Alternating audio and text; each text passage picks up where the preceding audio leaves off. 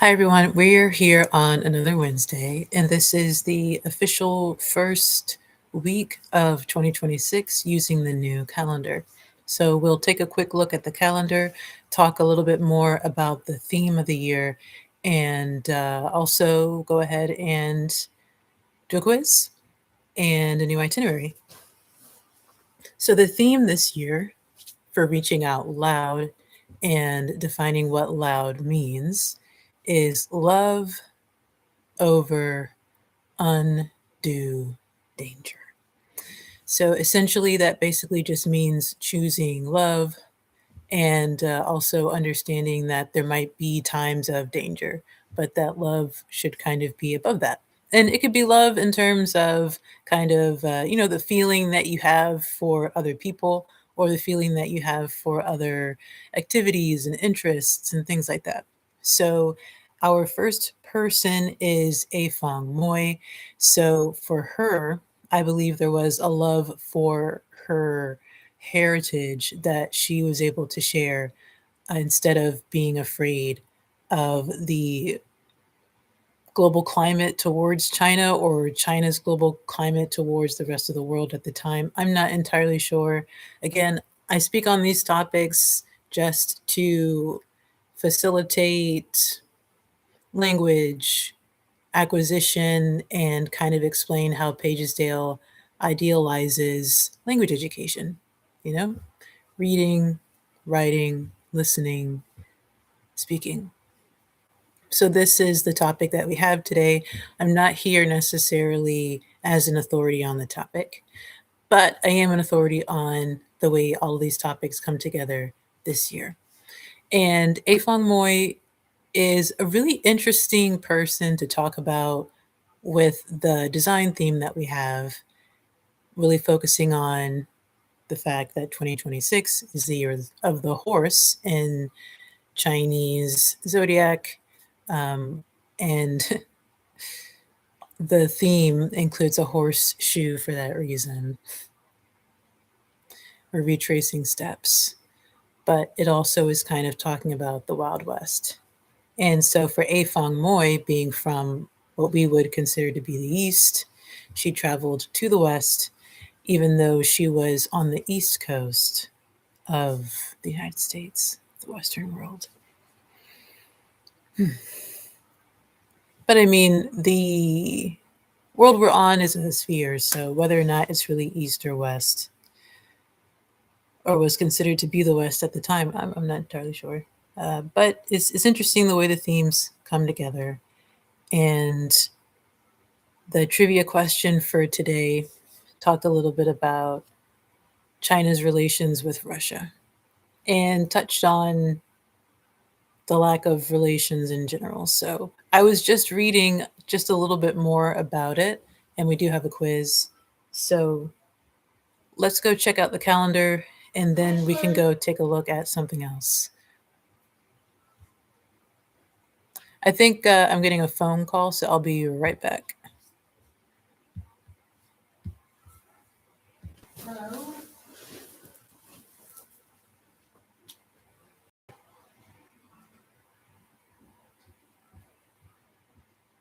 Yeah, you said hello. That you also already told me that. I heard before, so I wasn't sure if you were talking to me.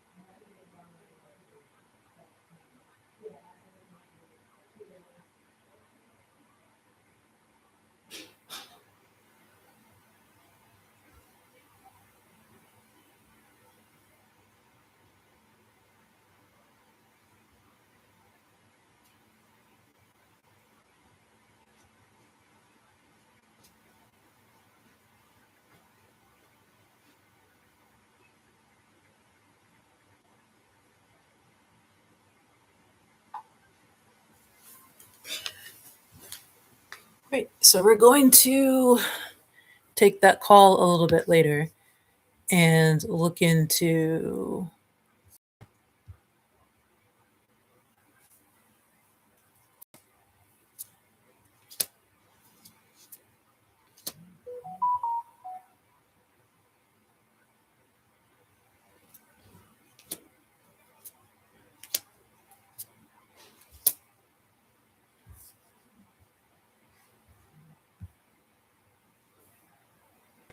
So if you come on to the profile, you'll see that the calendar's here. I have AFONG May.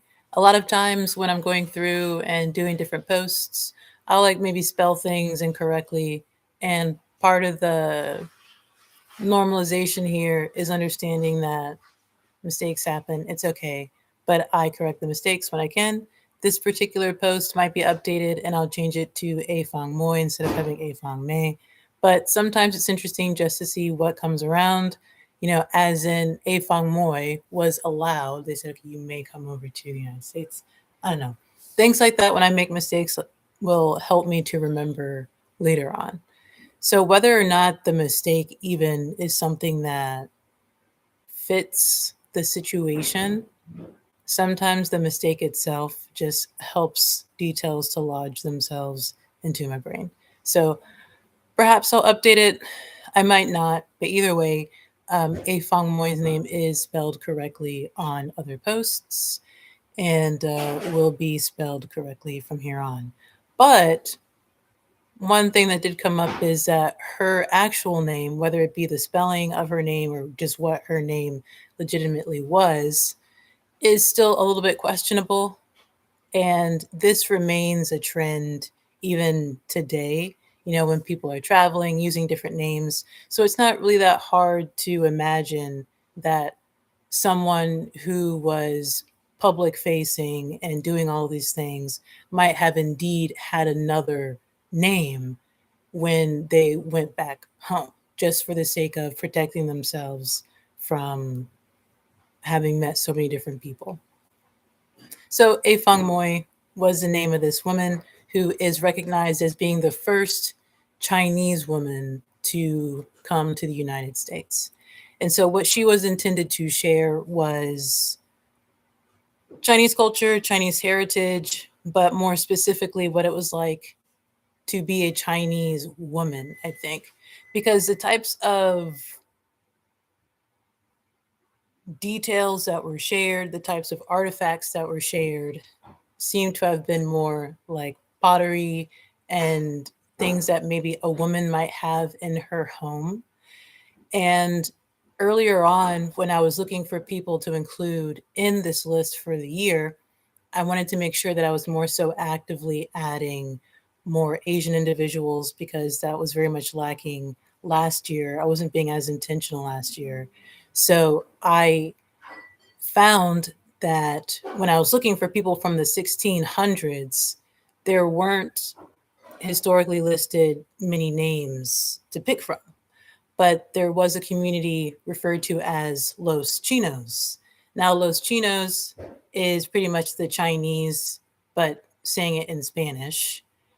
And it might be just men, it could be just Chinese men, or it could be a combination of Chinese men and women. So perhaps there was a community of Chinese men and women, or legitimately there were only Chinese men for the most part in the United States initially. I don't know. But she's known as the first woman and the first woman to be widely known and publicized. She was from a town called Guangzhou in China. At that time, it was known as Canton. And she was apparently from a merchant family. So it's understandable why a merchant family might want to extend an opportunity of understanding to another potentially trade-worthy country at the time. So those are pretty much the bits and pieces that I've been able to put together.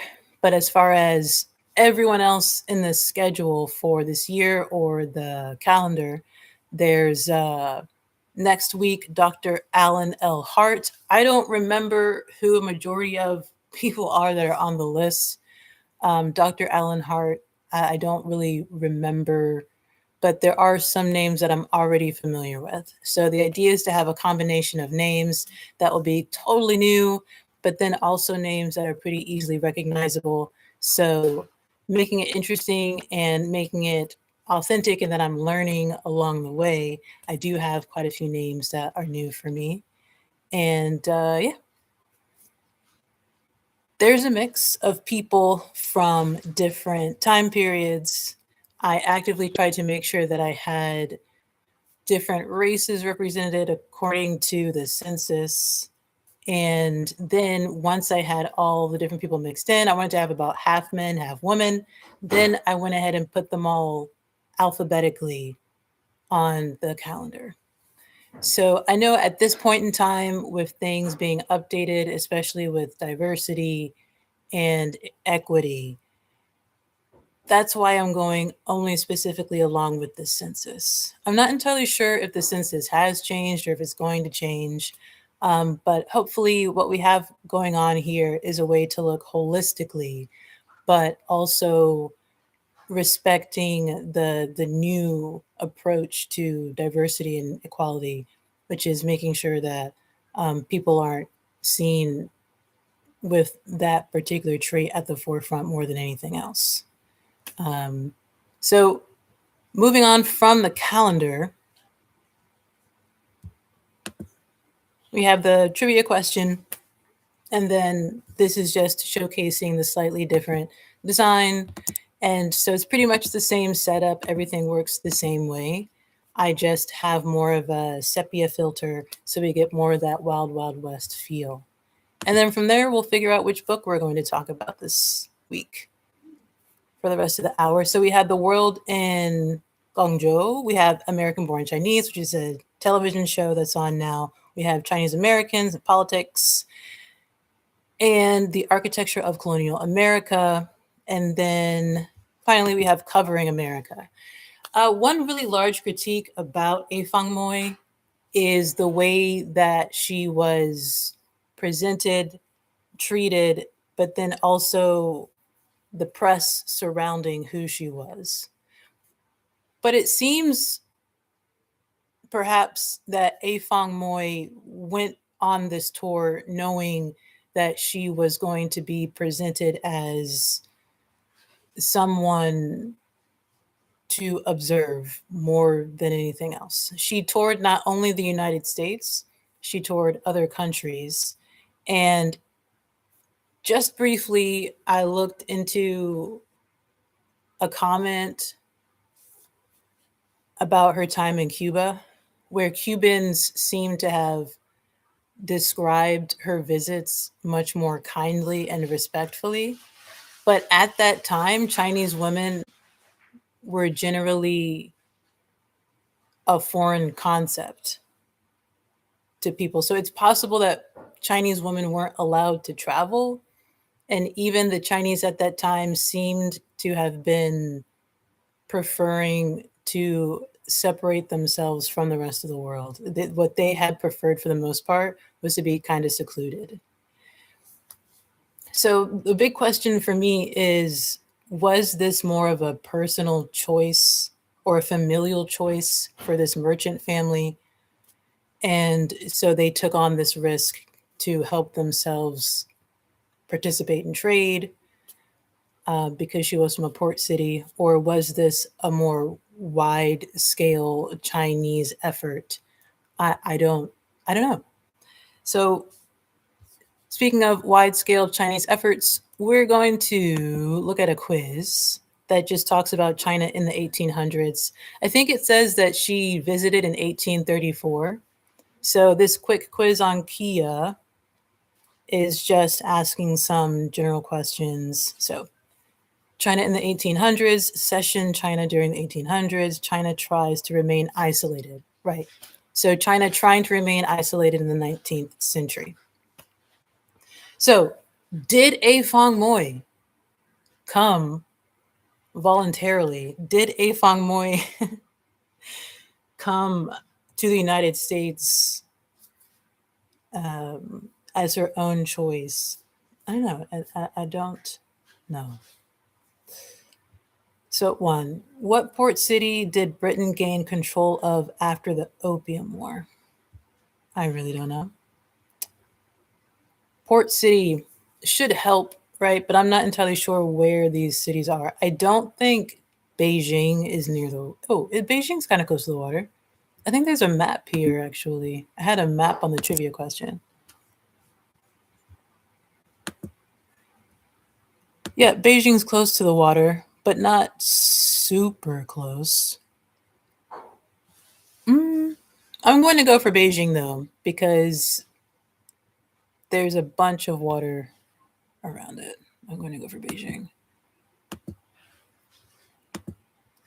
The open door policy was proposed by the United States to protect its trade interests in China, Japan, Philippines, or Mexico.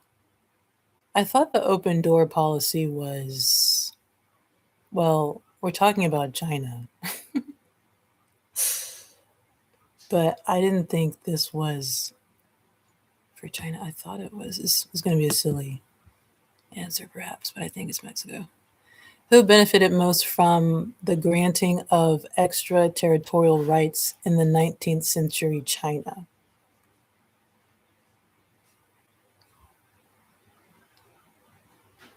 Foreigners in China, Chinese government officials, Chinese Christians, or Chinese peasants?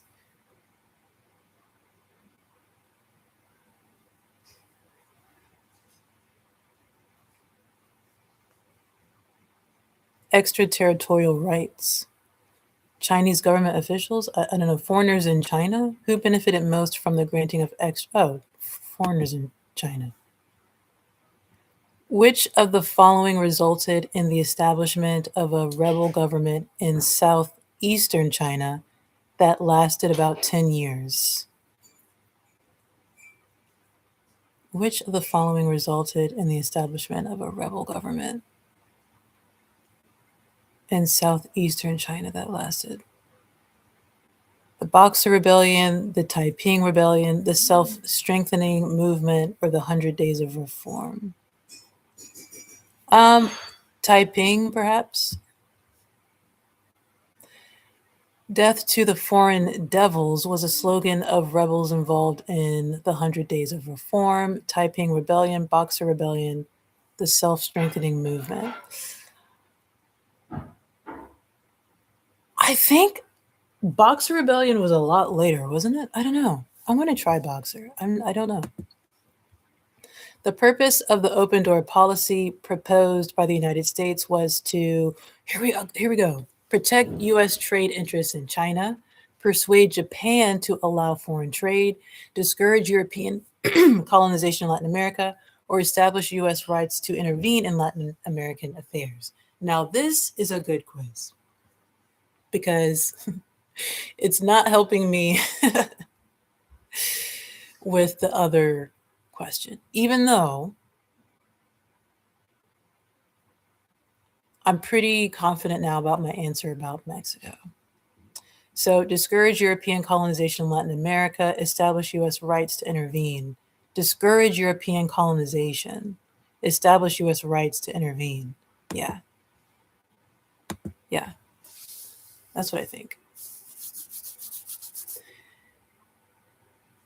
Now, of course, this is one way to offer some kind of scaffolding is you can actively and purposefully have some questions on a test offer information that can be used in other questions, right? To help those who are taking the test kind of deduce a better, more accurate answer. But a really, really good test will try to mitigate those options, right? But even this test still is still kind of giving more weight to Latin America. So that's why I'm thinking I made the right choice of saying Mexico. But this is a really good Really good test. So all of the following resulted from the Opium War except the Treaty of Nanjing was signed, Britain stopped selling opium to China, China suffered a humiliating defeat, China gave up the island of Hong Kong. They say this was the time of suffering in China, so it's possible the final two are true. So the Treaty of Nanjing was signed. Britain stopped selling opium to China. I doubt that. The Treaty of Nanjing was signed. We don't really talk about treaties if they weren't signed, right? So I'm guessing that's my best guess. The main purpose of the Boxer Rebellion was to end foreign influence in China, stop the importation of opium into China, reverse reforms enacted by Emperor Guangxu, overthrow the Chinese government. We talked about the Boxer Rebellion. Yeah, yeah. The Boxer Rebellion.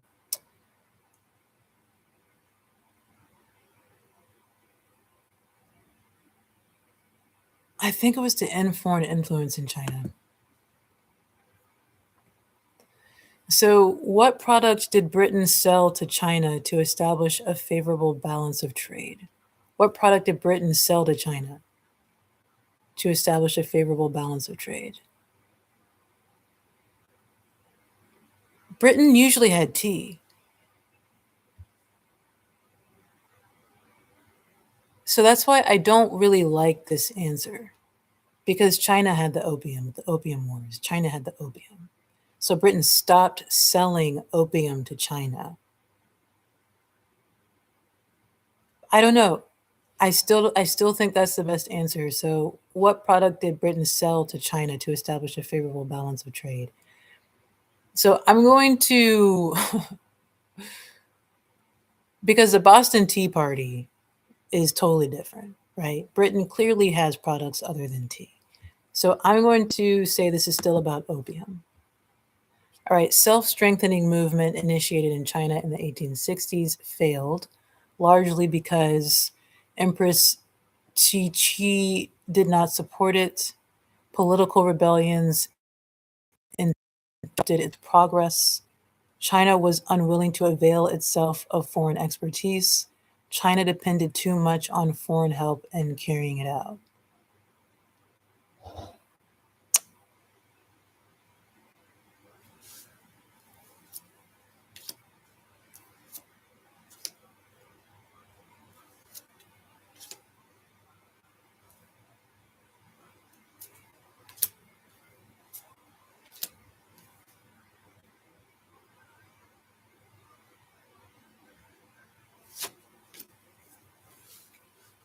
The self-strengthening movement initiated in China and they failed largely because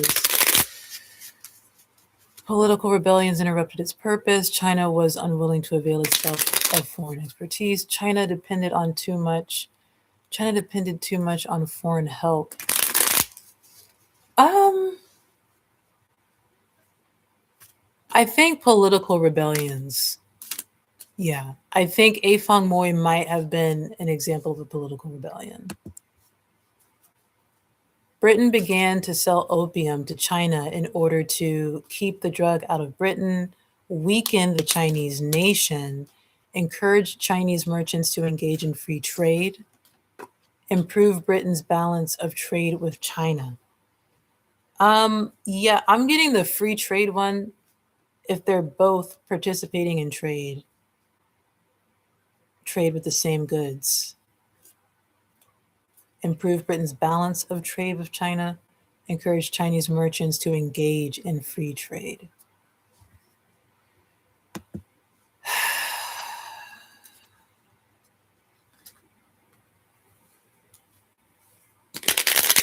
The leader's desire to establish a heavenly kingdom of great peace resulted in the creation of the Taiping government. This leader's desire to establish a heavenly kingdom of great peace resulted in the creation of the Taiping government?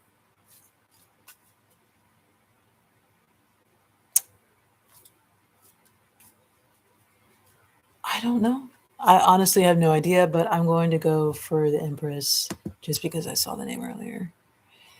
This ruler, who at times adopted reforms and at other times rejected them, ruled China almost continuously between 1861 and 1908.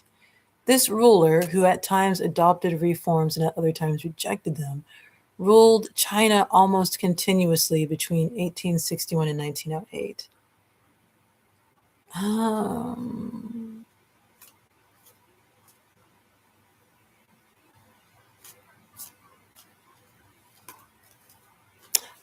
I think it's Guangzhou. This was declared by the United States in an effort to protect American trading rights in China and China's freedom from colonization. This was declared by the United States in an effort to protect American trading rights in China and China's freedom from colonization. Sorry. This was declared in an effort to protect American trading rights in China and China's freedom from colonization.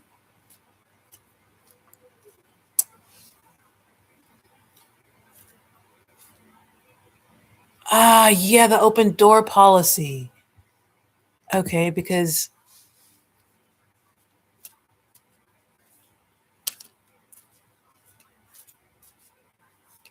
all right. These provided American and other foreigners with privileges and exempted them from Chinese law at several Chinese ports. These provided American and other foreigners with privileges and exempted them from Chinese law. Heesh. Extraterritorial rights. Provided privileges, extraterritorial rights. This ruler's 100 days of reform, a movement to modernize China, was brought to an end by a more powerful Chinese ruler. These were regions of China in which Britain, France, Germany, Japan, and Russia dominated trade and investment. Spheres of influence. All right, let's see how we did.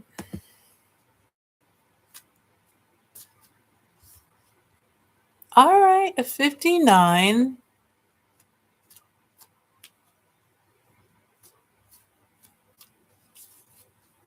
So, okay, we got a majority of them. That's cool. Let's see the first one.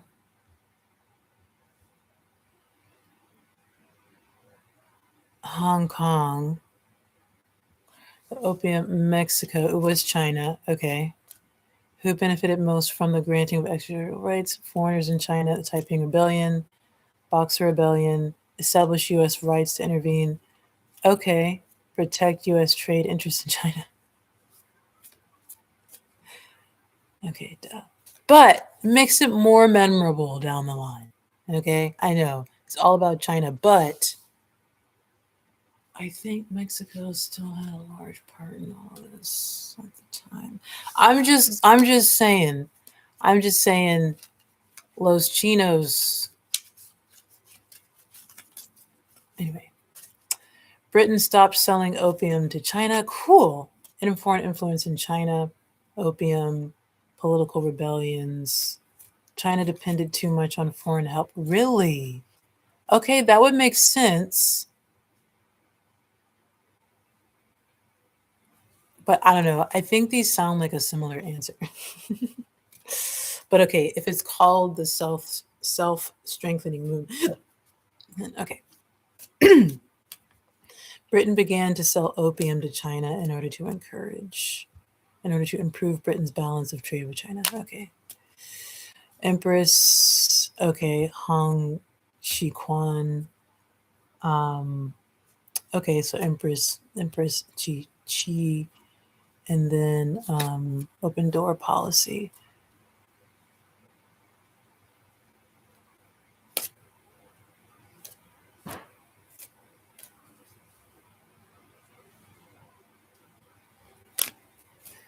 Yeah, I think Mexico might be kind of left out as far as how important it was in this whole situation.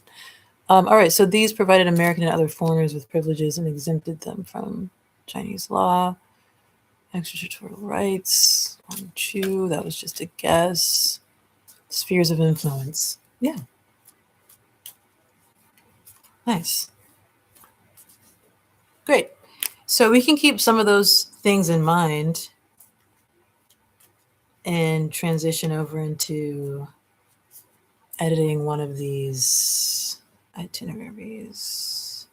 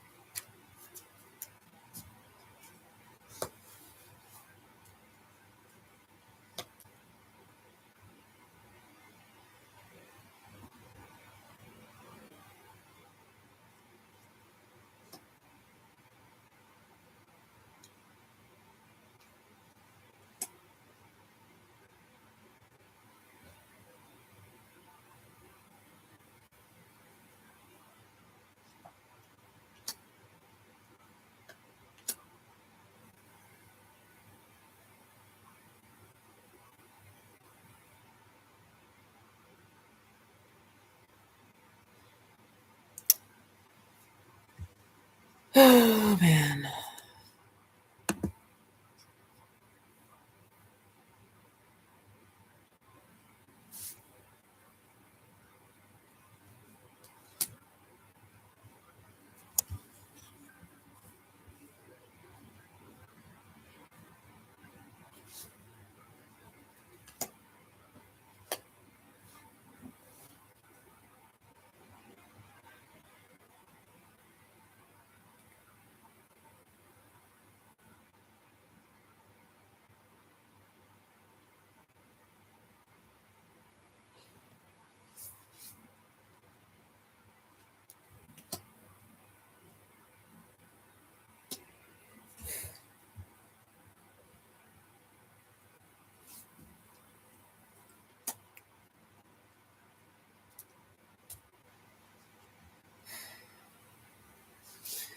The question that I have about the itineraries this time around is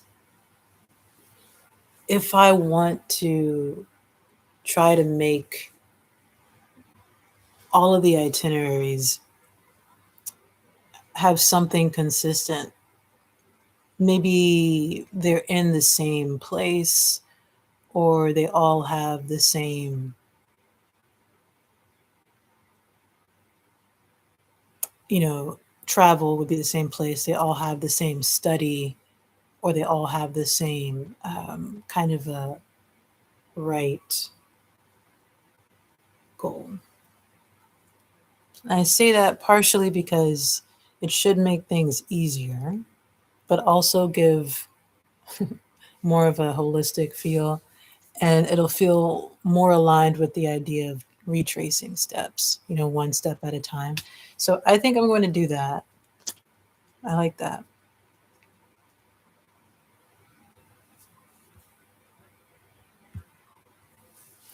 So I'll use this to maybe think of an idea for, okay, what's going to be the connecting thread, if you will. And then I'll be able to go through and add the first itinerary to it, since we have a good amount of time, and we probably will continue to have a decent amount of time, you know, half an hour for intro and a quiz, and then just, you know, whatever. So, AFONG MOY, merchants, traveling, port cities. I'm thinking go to some of the countries that AFONG MOY is known to have visited, right? So I already know, I mean, of course, we're going to have to go to China. And then, of course, we'll have to go to the United States. And then, of course, we'll have to go to Cuba. And I know she went to other countries. Uh,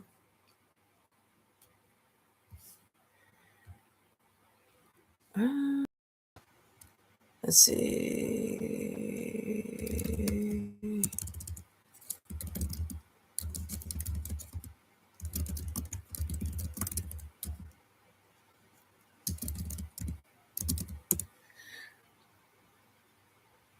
AFONG set sail for Guangzhou, China, from Guangzhou, China, traveling south along the Pearl River before crossing the Pacific Ocean to Indonesia. Next, she crossed the Indian Ocean before traveling on the Pacific tip of Africa. The final leg of her journey was crossing the Atlantic Ocean to reach New York City.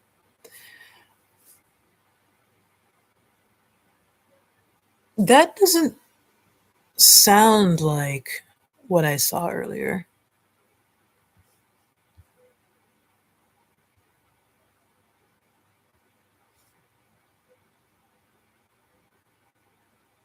But I mean, Indonesia. I mean, if she went from China to Indonesia,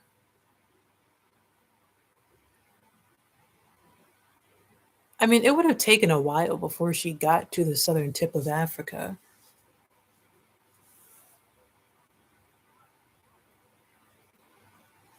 But in that case, it does make sense that she could have looped under or close to Cuba and then traveled up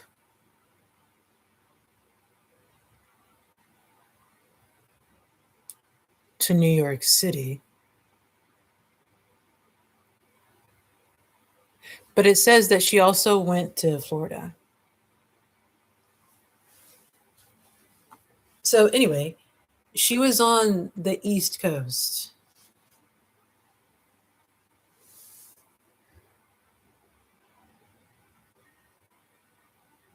Cool. So we could include two places in the United States. So we could say, all right, China, United States. Well, should I take out China? China, United States, Cuba.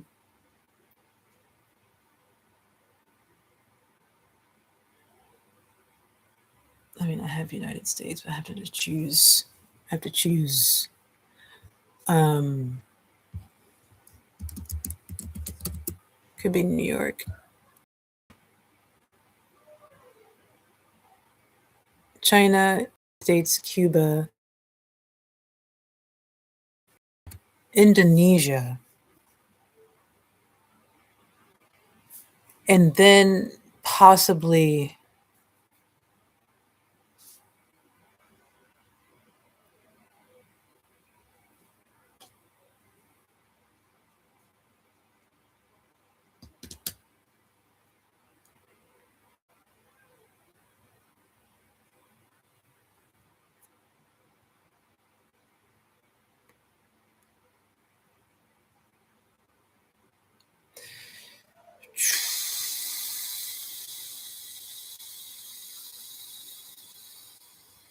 the question is, did she stop in South Africa? Did AFONG MOY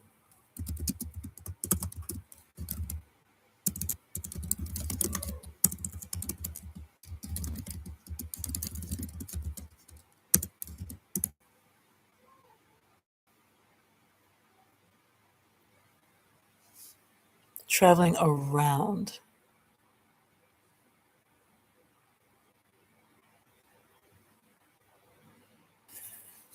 Her display reinforced Western stereotypes like the exotic and submissive Asian woman, while simultaneously viewing her cultural practices like foot binding as. All right. When I remember learning about ancient Chinese, I don't know if they fit necessarily being ancient Chinese dynasties all the time, but studying Chinese dynasties,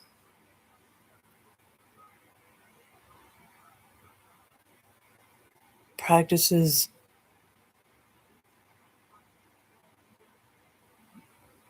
the ideas, the ideologies, they're so different than the United States. It was so refreshing. I just remember thinking, yes. I mean, not to say that they were better, but just to say that there is other out there. It was just nice. So I'm not saying that that should be the theme. Oh, man.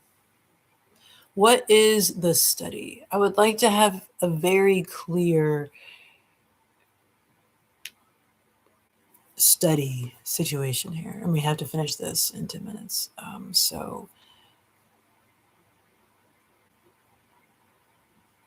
it shouldn't be specific to AFONG MOY, right? It should be more broad than AFONG MOY. No? Well, it should be very much inspired by AFONG MOY.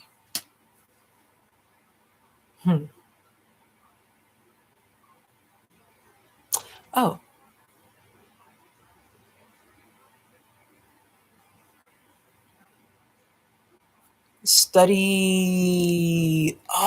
study one cultural aspect, the same cultural aspect of each place. Oh, man. Okay, now the question is this a confirmation? Because I said cultural aspect. Is it a confirmation? Oh, it's confirmation. So